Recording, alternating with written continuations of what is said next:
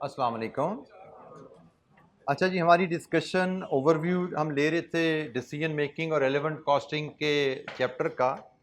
तो कल हमने इसके रेफरेंस से स्ट्रक्चर जो हमें क्वेश्चंस का आता है और इस टॉपिक की जो सिग्निफिकेंस है उस पर बात की, और कुछ हमने रिव्यू किए कॉन्सेप्ट रेलेवेंट कॉस्टिंग के भी और डिसीजन मेकिंग के भी। कुछ स्पेसिफिक क्वेरीज भी आप लोगों ने क्वेश्चंस पर रेज की थी, उन पे भी हमने कुछ बातें की। तो आज हमारे पास एक दो एस्पेक्ट रह गए हैं डिसीजन मेकिंग के, उनको हम ओवरव्यू ले लेते हैं और फिर क्वेश्चन आंसर सेशन स्टार्ट करते हैं। आप लोगों के पास कुछ क्वेश्चंस हैं, उनको डिस्कस करेंगे। अदरवाइज अगर टाइम बचा तो फिर एक आध कोई क्वेश्चन जो हमने क्लास में अदरवाइज कवर नहीं किया हुआ उसको भी हम डिस्कस कर लेंगे। तो फिलहाल हमने जो आखिरी बात कल देखी थी that was limiting factor with make और बाय सिनेरियो, और मैंने आपको तवज्जो दिलाने के लिए बहुत ज़्यादा एम्फेसाइज किया था कि क्वेश्चन को ध्यान से पढ़ना बहुत ज़रूरी है। सिनेरियो आप सही आइडेंटिफाई करेंगे तो ही right set of steps calculation apply कर पाएंगे। अगर सिनेरियो को सही तरह ना पढ़ा और स्टेप्स हमने गलत पिक कर लिए तो सारे हमारे marks drain down the drain ज़ाया हो जाएंगे। हमें ध्यान से सिनेरियो पढ़ने हैं, वो मेक और बाय है, वो लिमिटिंग फैक्टर है, वो लिमिटिंग फैक्टर विद मेक और बाय है। अप्रोप्रिएटली हमें स्टेप्स को आइडेंटिफाई करके कैलकुलेशंस परफॉर्म करनी है। अच्छा, नेक्स्ट हमारा जो स्टेप एक और हमारे पास क्वेश्चन आता है that is shut down decision, कि हमें कोई प्रोडक्ट, हम मल्टीपल प्रोडक्ट्स या मल्टीपल डिपार्टमेंट्स चला रहे हैं और उसमें हमें जो डाटा दिया जाता है उनकी प्रोडक्ट वाइज प्रॉफिटेबिलिटी का जनरली डाटा दिया जाता है, और किसी एक प्रोडक्ट, 3 या 4 प्रोडक्ट में से कोई एक प्रोडक्ट या कोई डिपार्टमेंट हमारा पीरियोडिक लॉस दे रहा है और हमसे पूछा जाता है कि जो लॉस मेकिंग डिपार्टमेंट है क्या उसको बंद करने के बारे में सोचा जाए, बंद कर दिया जाए। तो हमने शट डाउन डिसीजन या डिसकंटिन्यू ऑपरेशन का सवाल हम इसको कहते हैं। जब भी हमें सवाल पूछा जाएगा किसी प्रोडक्ट के बारे में, उसको बंद करने के बारे में, तो वी शुड नो कि हमें किन वैल्यूज को कंपेयर करना है। हमने पढ़ा था कि हम देखते हैं हमारी शट डाउन करने का नुकसान क्या है और शट डाउन करने का फ़ायदा क्या है। शट डाउन करने का नुकसान कहलाता है कंट्रीब्यूशन, जो हम कमा रहे हैं वो हम खो देंगे। और शट डाउन करने का फ़ायदा क्या है कि जो फिक्स कॉस्ट हम बचा लेंगे, avoidable fix cost, that is the saving. अच्छा, इसमें अक्सर एग्जामिनर प्रेजेंटेशन में कुछ इधर की वैल्यू इधर या इधर की वैल्यू इधर भी डाल देता है, उससे आपको कंफ्यूज नहीं होना। आपने ये असूल अगर याद रखा हुआ है, इस असूल के बेसिस पे नेट, ये आपका बेनिफिट है, ये कॉस्ट इनका नेट देखिएगा। ये नेट आंसर एग्जामिनर से आपने मैच करना है। अगर नेट मैच हो रहा है तो उसने इधर 100 लिखा है, इधर 50 लिखा है, या इधर 200 लिख के इधर 150 लिखा है, फर्क नहीं पड़ता। नेट 50 है तो बस आपका आंसर ठीक है, कोई फर्क नहीं पड़ेगा। ठीक है, तो एग्जामिनर इधर की वैल्यू इधर, इधर की इधर, एक आध सवाल मैंने देखा उसने प्रेजेंटेशन में हेर फेर की भी है, कोई फर्क नहीं पड़ता। आपको ये असूल जो होता है आप इसके मुताबिक कैलकुलेशन परफॉर्म कर लीजिए। उसने डिफरेंट किए हुए, असल आंसर है कि नेट कॉस्ट और बेनिफिट की वैल्यू दैट शुड मैच। तो हम इस उसूल से चलेंगे, हमारी बातें ठीक रहेंगी। हमने देखना है कि शट डाउन करने से हमारी अवॉइडेबल फिक्स कॉस्ट क्या है और शट डाउन करने से हमारा नुकसान क्या होगा। जो चीज़ें हम बेच रहे हैं उनसे कुछ ना कुछ कंट्रीब्यूशन कमा रहे थे, इनको कंपेयर करेंगे तो असूल बड़ा सीधा सा है। अगर कॉस्ट ज़्यादा है, शट डाउन करने का नुकसान ज़्यादा है, तो हमारा डिसीजन होगा कंटिन्यू, और अगर बेनिफिट ज़्यादा है तो हम कहेंगे शट डाउन। ये हमारा असूल रहता है शट डाउन के ऊपर कि हमें शट डाउन करना है या नहीं करना। हर प्रोडक्ट के लिए जो लॉस में है सिर्फ उसके लिए वर्किंग परफॉर्म करेंगे, जो प्रोडक्ट प्रॉफिट में है उसके लिए वर्किंग नहीं करनी। हमने सिर्फ एक या दो प्रोडक्ट जो लॉस में हैं उनके लिए कंपैरिजन करके फैसला देना है। और एक कॉन्सेप्ट हमारा जनाब फर्दर प्रोसेसिंग का भी है, जैसे मैंने कल भी बातों में मैंने पॉइंट आउट कर दिया था कि जनरली ये क्वेश्चन इंडिपेंडेंट क्वेश्चन इस पर नहीं होता, ये प्रोसेस कॉस्टिंग के साथ मिला के ये कॉन्सेप्ट टेस्ट किया जाता है। और 4-6 नंबर का ये कॉन्सेप्ट एक प्रोसेस कॉस्टिंग के सवाल के साथ अटैच करके दिया जाता है।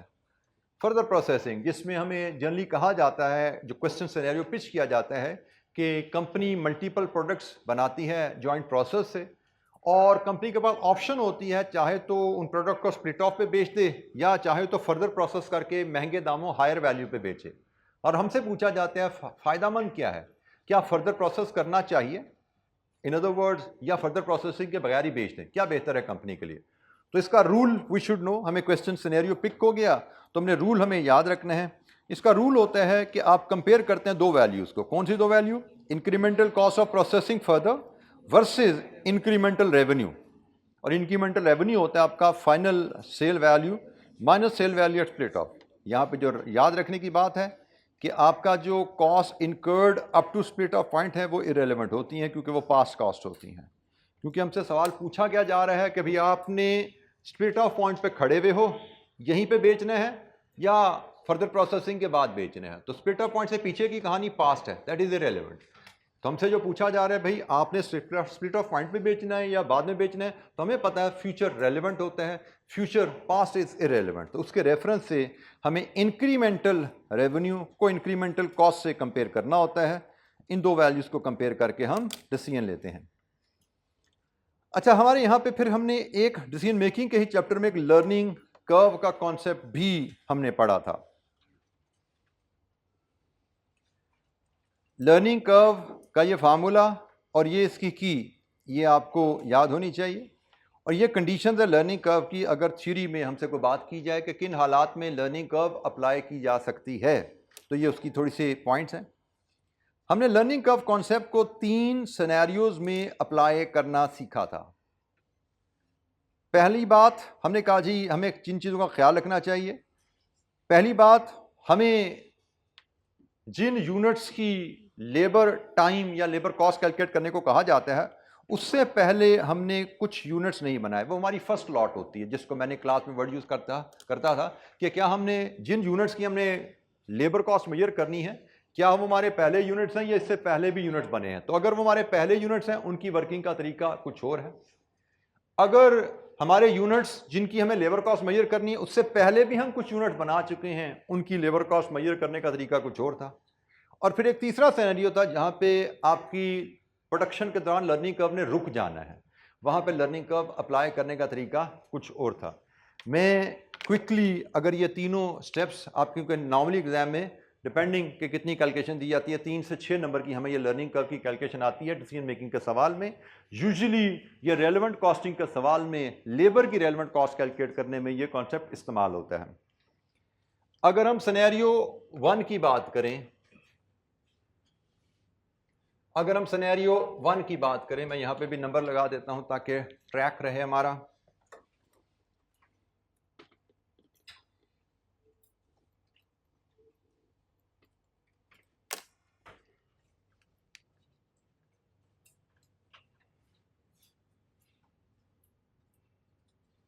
तो लेट्स फॉर एग्जांपल हमें जो यूनिट्स जिनकी हमें कॉस्ट निकालने को कहा गया है वो 1 से 100 यूनिट्स की कॉस्ट है, और वो 1 से 100 यूनिट्स हैं। तो हमने जो पढ़ा था, हम y को अप्लाई करेंगे, y is equal to a x to b, यही था मामला। और ये हमारी y आ जाएगा। ये क्या होता है जी, average time per unit when you produce 100। इसको आप 100 से मल्टीप्लाई कर दोगे तो ये लेबर टाइम फॉर 100 यूनिट्स आ गया। टाइम आ गया तो टाइम को रेट से मल्टीप्लाई करो, कॉस्ट आ जाती है। ये केस है जनाब, आप जब पहले 100 यूनिट्स की बात कर रहे हैं, तो आप सिंपली इस फार्मूला की मदद से आखिरी नंबर को इस फार्मूला में फीड करते हैं। तो आपको, मैं अभी बी की डिस्कशन में नहीं जा रहा, ये सिंपल है, ए का हमें पता है क्या है। मैं सिर्फ आपको ओवरऑल मैकेनिज्म पे बात कर रहा हूँ कि हम आखिरी यूनिट को इस फार्मूला में फीड करेंगे। हमें 100 यूनिट बनाने पे एवरेज टाइम पर यूनिट मिल गया, average time per unit into 100, total time for 100 units आ गया। इससे आप कॉस्ट आसानी से निकाल सकते हैं। दूसरा केस जिसमें हमसे बात की जाती है ऐसे यूनिट्स की जिनसे पहले भी हम प्रोडक्शन कर चुके हैं। सो सेकंड केस में हम फॉर एग्जांपल कहते हैं जी हमें यूनिट्स तो 100 ही कहे गए हैं, लेकिन ये 101 से 200 तक के हैं।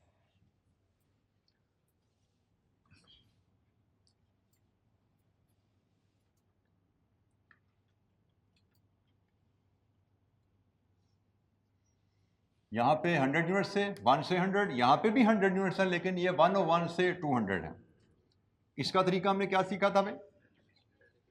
हमने कहा था हम y में a 200 b, हमने आखिरी यूनिट जो है,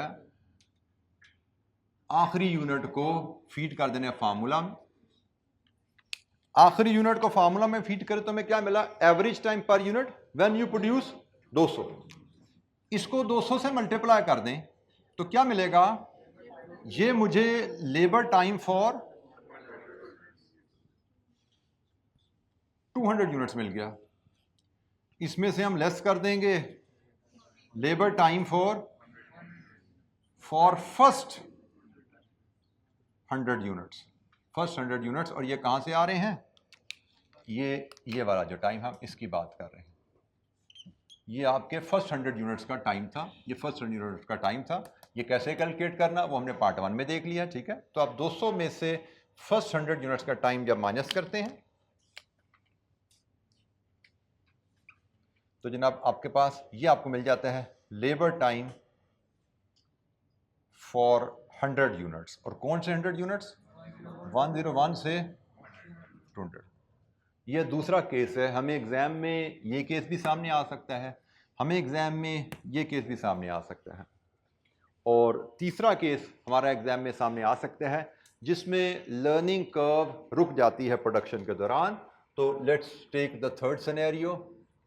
लेट्स अज्यूम इसमें हमें कहा जाता है 100 यूनिट्स ही हैं, और लेकिन ये 100 यूनिट्स हैं 201 से 300 वाले, और साथ में बता दिया गया लर्निंग कर्व स्टॉप्स एट से 250 पे लर्निंग कर्व रुक जाती है। ये कहानी हमें बता दी गई है।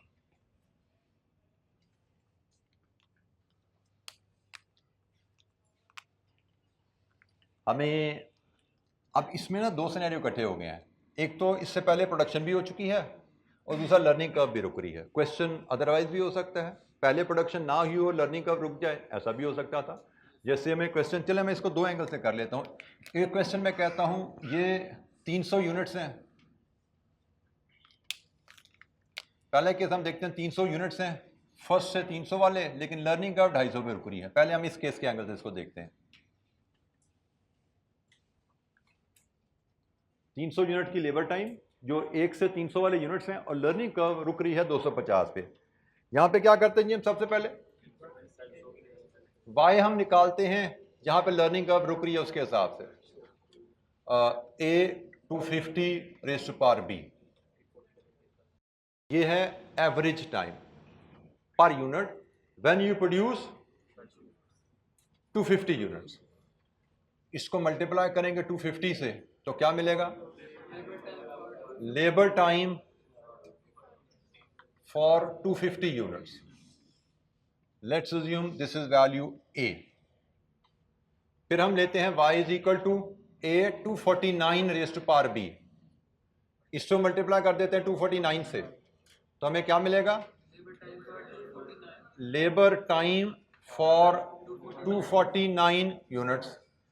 Let's assume this is b। अच्छा जी, अब मुझे क्या चाहिए, 300 यूनिट का टाइम चाहिए। 300 यूनिट का टाइम मेरा जो निकलेगा that will be labour time for 300 units, it will be a 250 unit का time plus a minus b into 50। ठीक है जी, ऐसा ही है ना। 250 यूनिट का टाइम पहले ले लिया, फिर 2 से 50वें यूनिट का टाइम अगले 50 यूनिट पे अप्लाई होना है, ये 300 यूनिट का टाइम हो गया। ये है जी एक केस जब मेरी पहली लॉट है उसके दौरान लर्निंग कर्व रुक रही हो, तो हम डेटा कैसे प्रेजेंट करेंगे। ये मैंने तीसरे का आप समझो 2 सिनेरियो बनाने जा रहा हूं। ये 3A है, ये 3A है जो कि थर्ड सिनेरियो का सिंपल केस है।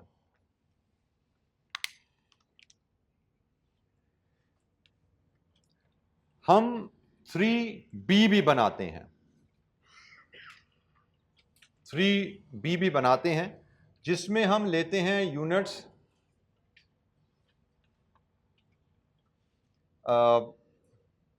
से 300 ही ले लेते हैं हम, लेकिन ये 300 हम लेते हैं 201 से 500 तक, और लर्निंग कर्व स्टॉप्स एट 250 ही रहने देते हैं, एट 250। ठीक है जी। अब ये कहानी वही 300 यूनिट्स हैं, लेकिन अब ये 300 यूनिट 201 से 500 वाले हैं। अच्छा जी, अब इसकी कहानी कैसे बनेगी?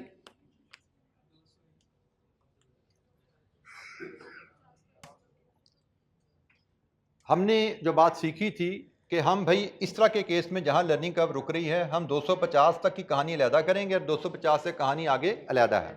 ठीक है, हमने कहा जी हमारा जो टोटल टाइम बनेगा, लेबर टाइम फॉर 50 यूनिट्स, कौन से 201 से 250 तक एक तरफ हो गए, और लेबर टाइम फॉर बाकी कितने 250 यूनिट्स बचे, 250 यूनिट्स कौन से 251 से 500 तक, ये एक तरफ होंगे। अच्छा, इसकी वर्किंग तो हम ऑलरेडी कर चुके हैं यहाँ पे, ए माइनस बी इंटू 250, ऐसा ही है, क्योंकि 250 पे लर्निंग कर्व रुक गई, 250 पे लर्निंग कर्व रुकी, तो 250वें यूनिट का जो टाइम है वो ए माइनस बी है, और 250वें यूनिट का टाइम 250 यूनिट पे टोटल लगना है, तो इंटू 250 कर दिया, 250 यूनिट का टाइम तो आ गया ये। इसका क्या करना है, 250 का टोटल टाइम माइनस 200 का टोटल टाइम। ठीक है जी, 250 का टोटल टाइम माइनस 200 का टोटल टाइम, तो ये मैं वर्किंग अगर यहाँ पे प्रेजेंट कर दूँ, y इज इक्वल टू ए, 250 का टोटल टाइम तो ये आ रहा है ना, बल्कि ये तो बल्कि आ रहा है ऑलरेडी, ए मेरे पास आ रहा है, मैं यहाँ के लिए वर्किंग बना रहा हूँ, ए माइनस 250 का टोटल टाइम माइनस 200 का टोटल टाइम, तो 200 का टोटल टाइम कहाँ पे आ रहा था, ये आ रहा है जनाब, ये मेरे पास z की जो फिगर है ये 200 का टोटल टाइम आ रहा है। ठीक है जी, तो जब a माइनस में z करूंगा 250 का टोटल टाइम माइनस 200 का टोटल टाइम, तो ये 50 यूनिट का टोटल टाइम आ गया, 50 यूनिट का टोटल टाइम प्लस ये 250 यूनिट का टोटल टाइम, तो ये मेरे पास टोटल लेबर टाइम आ जाएगा 300 यूनिट्स का। सो लर्निंग कर्व का concept, it is a very logical application of a simple mathematical formula. ये मैंने 3 डिफरेंट सिनेरियोज, बल्कि 4 सिनेरियोज ही बन गए, scenario number 1, scenario number 2, scenario number 3A, scenario number 3B, ये 4 scenarios बन जाते हैं। पॉसिबल लर्निंग कर्व इसी के अंदर रहनी है, इससे बाहर कहीं जानी नहीं। डिफरेंट क्वेश्चन में हमें इन्हीं चारों में से कुछ ना कुछ कैलकुलेशन टेस्ट की गई है, हम पास पेपर के जितने भी सवाल करेंगे इसी रेंज में रहती हैं। हाँ, एक कॉन्सेप्ट याद रखना है आपने, A could be labor time for the first unit or it could be labor cost for the first unit। हमें ऐसे क्वेश्चन भी नजर आए हैं जहां पे लेबर टाइम की जगह लेबर कॉस्ट बताई गई है, टाइम दिया ही नहीं हुआ, तो कोई बात नहीं। लर्निंग कर्व के कॉन्सेप्ट में ए लेबर टाइम भी हो सकता है और ए लेबर कॉस्ट भी हो सकती है। जब यहां पे लेबर टाइम डाला तो y is average time per unit, जब यहां पे लेबर कॉस्ट डाली तो y is average cost per unit. और दूसरा कॉन्सेप्ट हमने पढ़ा था कि लर्निंग कर्व यूनिट की जगह लॉट या बैचेस पे भी अप्लाई हो जाती है। तो जब हम एक क्वेश्चन में time for the first unit की जगह time for the first batch दिया जाए या time for the first lot दिया जाए, तो वहां पे हम सारा क्वेश्चन बैचेस या लॉट में हल करते हैं, फिर हम यूनिट की बात नहीं करेंगे। ठीक है, ये कॉन्सेप्ट जो एग्जाम में हमें टेस्ट हुए हैं, मैंने कोशिश की कॉन्सेप्ट का आपको रिकैप यहां पे दे दूं। जी जनाब, एनी क्वेश्चन, किसी बच्चे के जहन में आपको सवाल है तो पूछिए जनाब। लर्निंग कर्व से रिलेटेड कोई सवाल?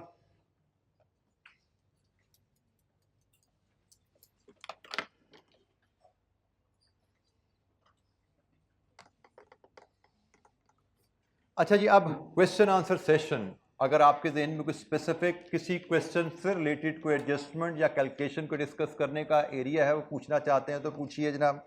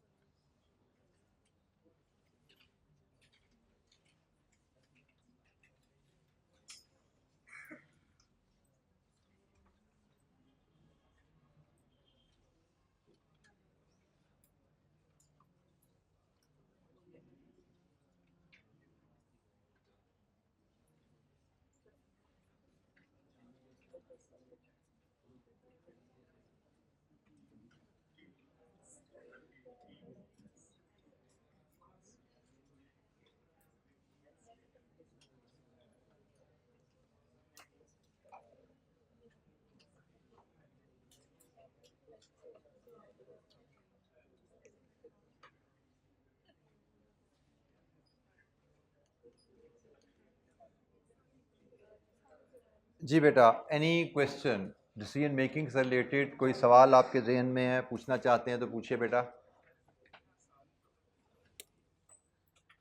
अच्छा जी, फिर हम एक काम करते हैं, ये स्प्रिंग 23 के क्वेश्चन दो हमारी किताब में अवेलेबल हैं। बेसिकली ये कनेक्टेड क्वेश्चन थे। स्प्रिंग 23 में एग्जामिनर ने क्वेश्चन 5 हमें दिया जो कि लिमिटिंग फैक्टर के ऊपर है। रिक्वायरमेंट क्या है? Determine product wise profit that के I can earn assuming that no other manufacturer of the product is available in the market. Limiting factor scenario है, हमें प्रोडक्शन प्लान भी बनाना है और प्रोडक्ट वाइज प्रॉफिट भी बताना है। और दूसरे पार्ट में उसने, ये बड़ा डिफरेंट सा क्वेश्चन एग्जामिनर सिनेरियो बना था। क्वेश्चन हमें 23 क्वेश्चन 6 आया जिसमें कहा जी पिछले क्वेश्चन का डाटा लीजिए और अब determine the quantity of each product that should be produce internally by KI so as to maximise the profit. अब यहां पे उसने गालिबन हमें आउटसोर्सिंग की ऑप्शन भी दे दी कि आउटसोर्सिंग का ऑप्शन भी अवेलेबल है। उसने अब बताइए कि आप इंटरनली क्या बनाना है और प्रॉफिट कैसे मैक्सिमाइज किया जा सकता है। अब ये आउटसोर्सिंग ऑप्शन के साथ प्रोडक्शन प्लान मांगा है। अब यहाँ पे उसने again production and outsourcing plan नहीं मांगा, बट हमें पता है प्रोडक्शन के साथ आउटसोर्सिंग प्लान जब देना हो तो जो इन हाउस प्रोडक्शन बनाने के बाद जो बचा वो आउटसोर्सिंग हो जाता है। तो उसने हमसे यहाँ पे सिर्फ प्रोडक्शन प्लान मांगा है और प्रॉफिट भी कैलकुलेट करने को नहीं कहा। ये सिर्फ 7 नंबर का सवाल था, बट एनीवेज हम पहले इसको पार्ट ए ले, क्योंकि मोस्ट पॉपुलर जैसे मैंने कहा टॉपिक यही हमारा रहा है, तो हम एक एक्टिविटी के तौर पे इसी को ही क्लास में लीनियर लिमिटिंग फैक्टर को ही डिस्कस करते हैं। Karsaz industries produces 3 products A, B and C. KI is facing shortage of labour. लीजिए जी, यहां से पता लग गया कि लिमिटिंग फैक्टर आ गया और वो है लेबर।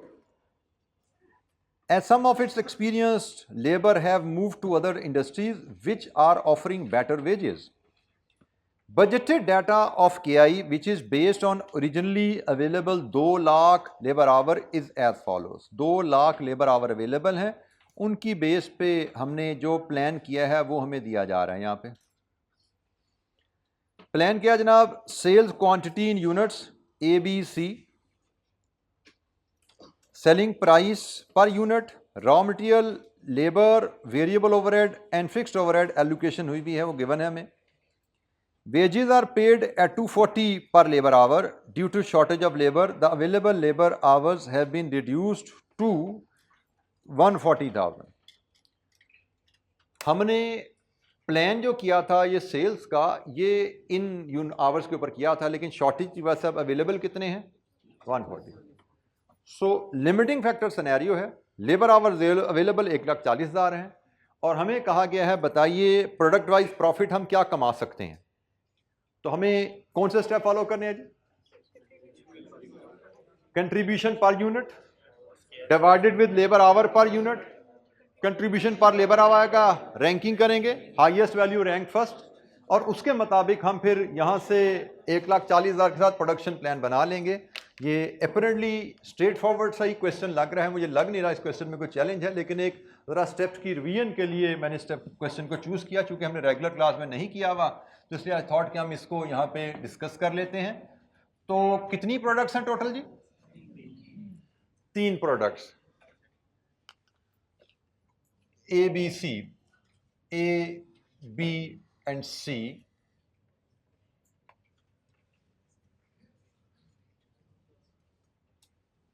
हमें प्राइस पर यूनिट चाहिए, इसमें से वेरिएबल कॉस्ट पर यूनिट हम लेस करेंगे। हमें कंट्रीब्यूशन पर यूनिट आएगा, फिर हमें लेबर आवर्स पर यूनिट चाहिए, जहाँ से कंट्रीब्यूशन पर लेबर आवर लेंगे और फिर प्रोडक्शन प्रेफरेंस बनाएंगे। प्रोडक्शन प्रेफरेंस और यहाँ से फिर प्रोडक्शन प्लान बनेगा हमारा, और प्रोडक्शन प्लान के बाद हमें फिर P&L भी बनाने हैं। प्राइस पर यूनिट क्वेश्चन में रेडीली अवेलेबल है, 2000, 3000, 5000।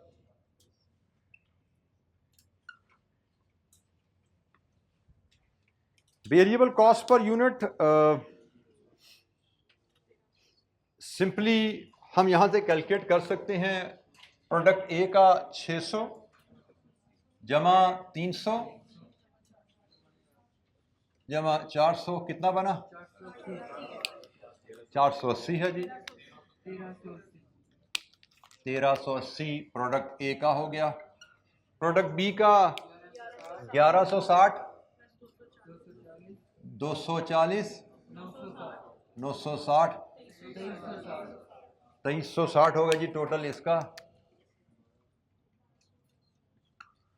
सी का है जी 1200, 900, 1440 टोटल हुआ जी बेटा। 3540 लीजिए जी यहाँ से कंट्रीब्यूशन पर यूनिट 620, 640, 1460। इसके बाद हमें लेबर आवर पर यूनिट चाहिए। हमें लेबर कॉस्ट गिवन है, आवर निकालने के लिए रेट हमें गिवन है। तो हम यहाँ से लेबर आवर पर यूनिट बनाएंगे। 300 डिवाइडेड विद 240, दूसरा है 240 बटा 240, और तीसरा है 900 बटा 240। तो जनाब टाइम 1.25, 1, 3.75 डिवाइड किया 496, 640,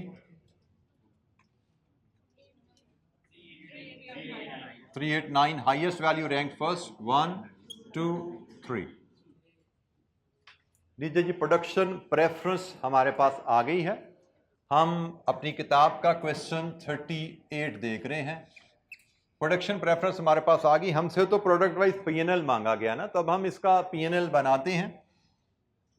सॉरी, पहले प्रोडक्शन प्लान बनाते हैं। तो हम प्रोडक्शन प्लान बनाना शुरू करेंगे अवेलेबल लेबर आवर्स से, जो कि हैं 1,40,000। सबसे पहले बी की डिमांड पूरी करेंगे। बी की डिमांड कितनी है?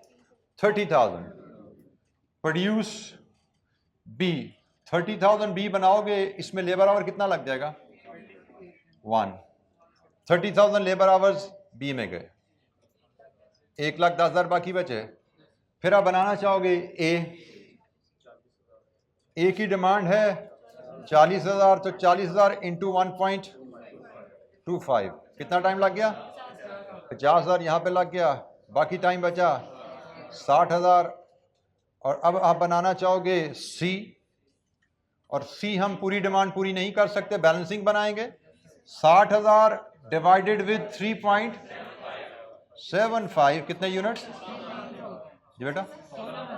16,000 यूनिट्स हमारे बनेंगे सी के, जिसमें 60,000 हमारे टाइम कंज्यूम हो जाएगा। लीजिए जी ये प्रोडक्शन प्लान हमारे पास आ गया है। बी, ए एंड सी ये प्रोडक्शन प्लान है। अब हमें इस प्रोडक्शन प्लान के मुताबिक प्रॉफिट मेजर करना है।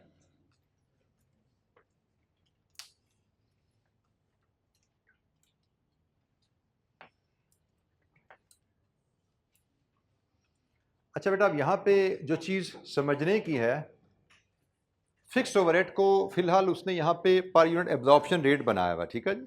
एब्जॉर्प्शन रेट हमें उसने बना के दिया, और किस बेसिस पे बनाया हुआ है? On the base of unit price.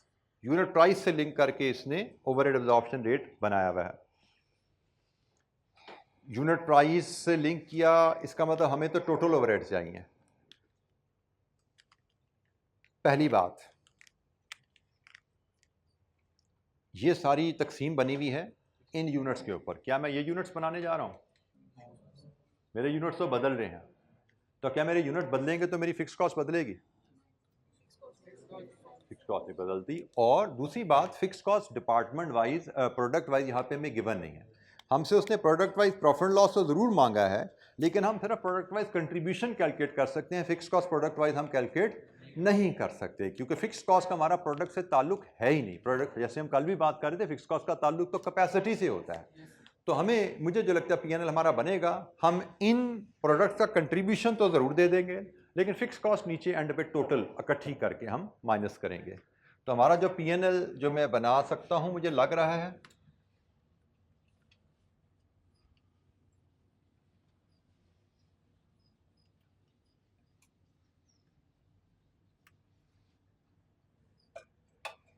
Product wise हम कंट्रीब्यूशन ले लेंगे, A B and C, A B C.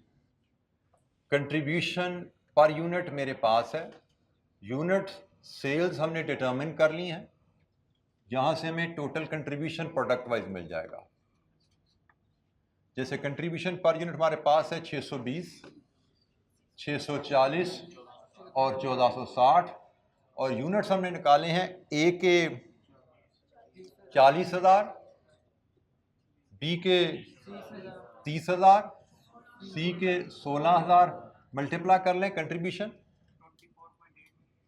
24.8 million, 19.2 million, 23.36 million. इन सबको बेटा इकट्ठा कर लीजिए, टोटल कंट्रीब्यूशन बता दीजिए यहाँ पे कितना आ रहा है।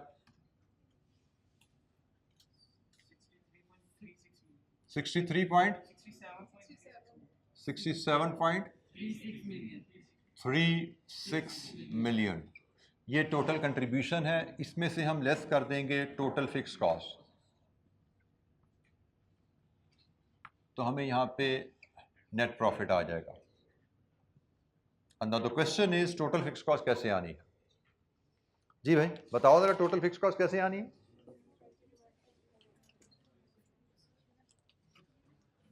बेटा ये हमें इन यूनिट्स के हिसाब से ओवरहेड पर यूनिट निकाले गए ना, तो इनको हम इससे मल्टीप्लाई कर देंगे तो मेरे पास टोटल ओवरहेड आ जाएगा। That is the total overhead. Sum कर लीजिए टोटल ओवरहेड कितना है। वैसे शायद प्रोडक्ट वाइज भी हम दिखा सकते थे, लेकिन चले कोई बात नहीं, मैं टोटल दिखा रहा हूँ, तो एक आध नंबर एग्जामिनर का दिल करे काटना चाहे तो काट ले। एग्जामिनर ने कैसे शो किया? उसने प्रोडक्ट वाइज निकाल दिया उसने, ठीक, उसने प्रोडक्ट वाइज ही कैरी किया है, क्योंकि ओवरहेड हमें प्रोडक्ट वाइज उसने अलहदा से प्राइस बेसिस पे दिए हुए हैं, तो एग्जामिनर ने प्रोडक्ट वाइज किया हुआ है, तो कोई फर्क नहीं पड़ता। चले मैं इसको प्रोडक्ट वाइज ही प्रेजेंट कर देता हूँ, जैसे उसने किया हम वैसे ही कर देते हैं। ओवरहेड्स सिंपली आपने मल्टीप्लाई करना है 100 इंटू 40,000, 4 मिलियन, 4 मिलियन, ये कितना है जी? 4.5 मिलियन, ये कितना है जी? 4.8 मिलियन। लीजिए जी, यहाँ से हमें नेट प्रॉफिट प्रोडक्ट वाइज मिल जाएगा।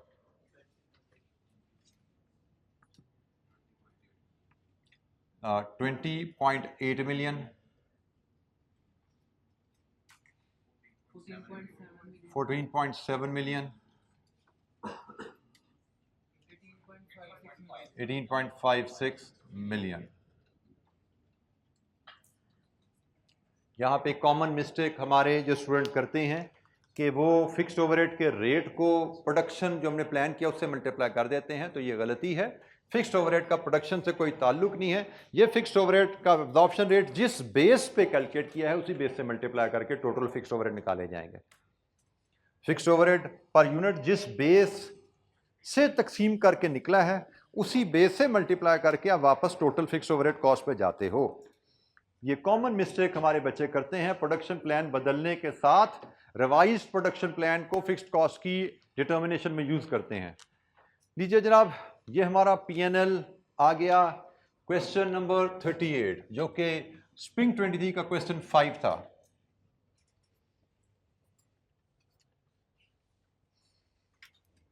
ओरिजिनली अवेलेबल टाइम 2 लाख था, लेकिन उसने कहा जी रिड्यूस होके 1,40,000 पे आ गया है, इसलिए हमने सारी वर्किंग अपनी 1,40,000 पे बेस की है, 2 लाख पे बेस नहीं की।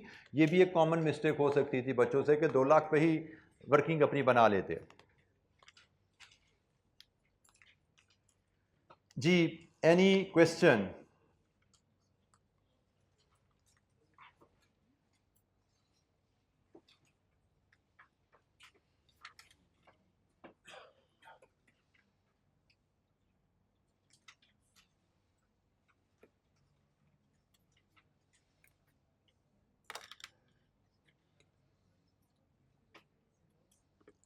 जी किसी स्टूडेंट को इस पार्ट में कोई दिक्कत है तो पूछिए जनाब।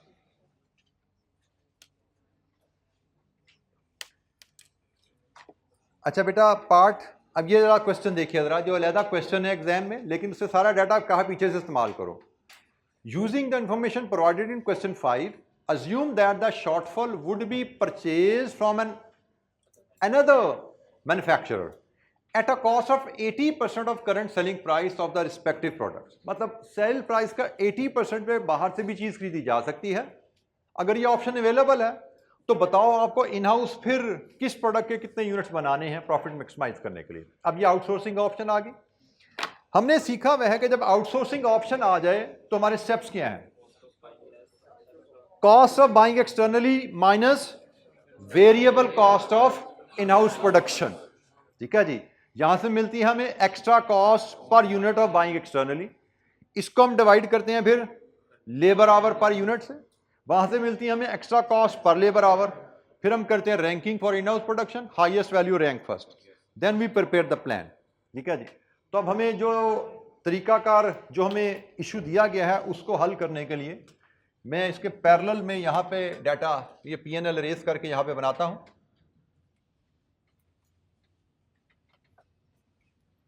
सबसे पहले सिनेरियो आइडेंटिफाई किया, सिनेरियो आइडेंटिफाई करके स्टेप्स रिकॉल किए और उन स्टेप्स के मुताबिक calculation A, B and C।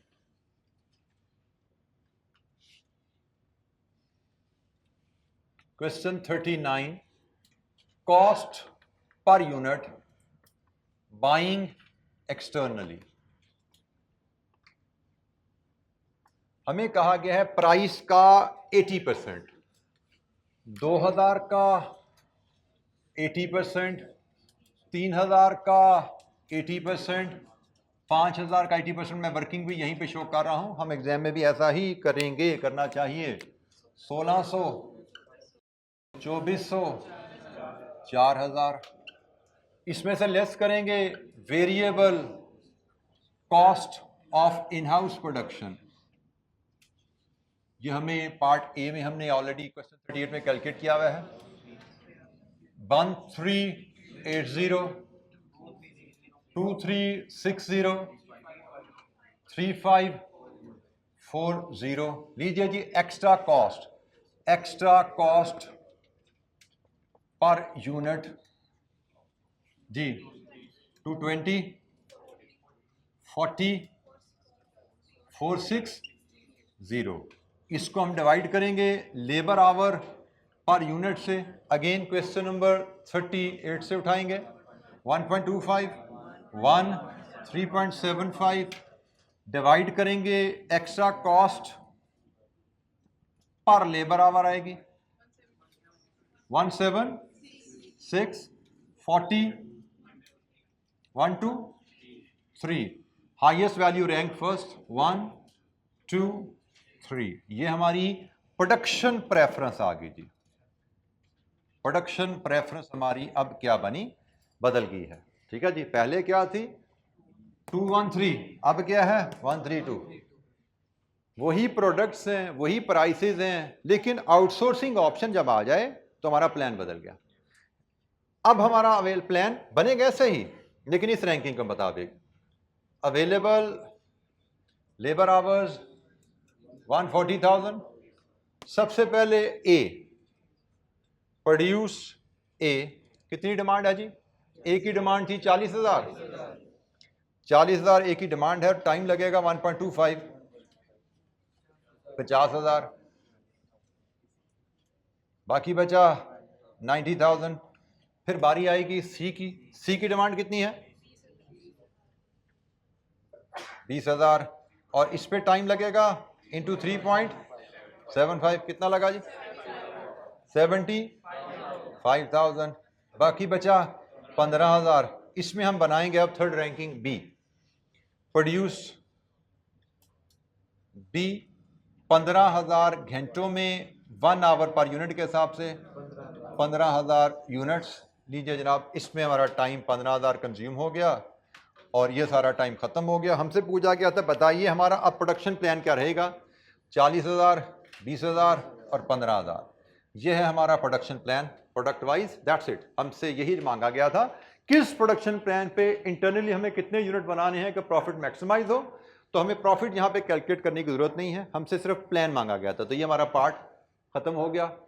Question 39 और एग्जामिनर में जैसे हमने देखा था कि यही ज़्यादा फेवरेट एरियाज़ हैं एग्जामिनर के। अगर हम एक समरी दोबारा आपके सामने लाऊं जो कल मैं आपसे शेयर कर रहा था, ये थी कहानी जनाब कि लिमिटिंग फैक्टर ये और लिमिटिंग फैक्टर विद मेक और बाय। अच्छा ये थोड़ी सी गलती होगी, ये सवाल ये 39 तो हमारा लिमिटिंग फैक्टर विद मेक और बाय का सवाल है, इसको यहाँ से इधर शिफ्ट होना चाहिए था। ये गलती होगी जनाब, ये यहाँ पे होना चाहिए था। 39 तो लिमिटिंग फैक्टर विद मेक और बाय था, तो इसका मतलब ये हमारे पास फिर 11 हैं और ये हमारे पास 5 हैं।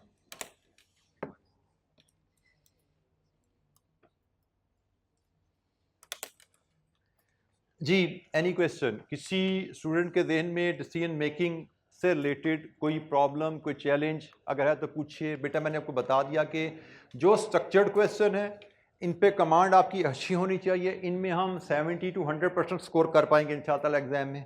जो अनस्ट्रक्चर्ड क्वेश्चन है इसमें में चैलेंज आ सकता है, चैलेंज आ सकता है, ज़रूरी नहीं आए, आ सकता है। तो चैलेंज अगर आ जाएगा तो हमें परेशान नहीं हो जाना। हमें खुदा न खास्ता इस एक सवाल में अगर चैलेंजिंग सवाल आ जाए तो हमारा पास फिर एक सवाल पे डिपेंड नहीं करता। हम कोशिश करेंगे इसमें जितना स्कोर कर सके करें, लेकिन इस सवाल के ऊपर हम अपना पूरा पेपर दाव पर नहीं लगाते। 10, 12, 14 नंबर का सवाल अगर हमें चैलेंज दे रहा है तो कोई इशू नहीं, हम इसमें से 10, 12 में से 4, 5, 6 भी ले लें तो कोई हर्ज नहीं है। बाकी सारे पेपर में कहीं पे हम 100 ले रहे होंगे परसेंट, कहीं पे 90, कहीं पे 80, कहीं पे 70, सारा पेपर हमारा चलता रहेगा। एक सवाल चांसेस हैं ये वाला सवाल आने का जिसकी प्रोबेबिलिटी भी बहुत ज़्यादा नहीं है। तो हमें चैलेंजिंग सवाल से घबराना नहीं है। इन शॉर्ट हमें चैलेंजिंग एडजस्टमेंट से घबराना नहीं है, आपको ये ध्यान में रखना है। जो एडजस्टमेंट चैलेंजिंग लगे, जो सवाल चैलेंजिंग लगे, उसको ड्यू टाइम से ज़्यादा टाइम नहीं देना। जो उसका हक बनता है 10 नंबर के सवाल पे 18 मिनट वाइंड अप करके आगे जाना है। सवाल में जहां फंस रहे हो अजम्पशन लो, आगे चलो, सवाल कंप्लीट करते चलो। डिसीजन मेकिंग में ये काम बहुत ज़्यादा आपको करने के लिए ज़हनी तौर पर तैयार रहना चाहिए। जी एनी क्वेश्चन, कोई सवाल? अच्छा जी, मेरा ख्याल है डिसीजन मेकिंग का हमारा ही रिवीजन प्लान था, रिलेवेंट कॉस्टिंग डिसीजन मेकिंग का, जो कि हमारा कल टेस्ट है उसके हिसाब से वो हमारा टारगेट कंप्लीट हो गया है। तो बाकी इंशाल्लाह कल आपका इस एरिया पर टेस्ट है, हम मिलेंगे। Next area clear, next area हमारा है कौन सा वैसे?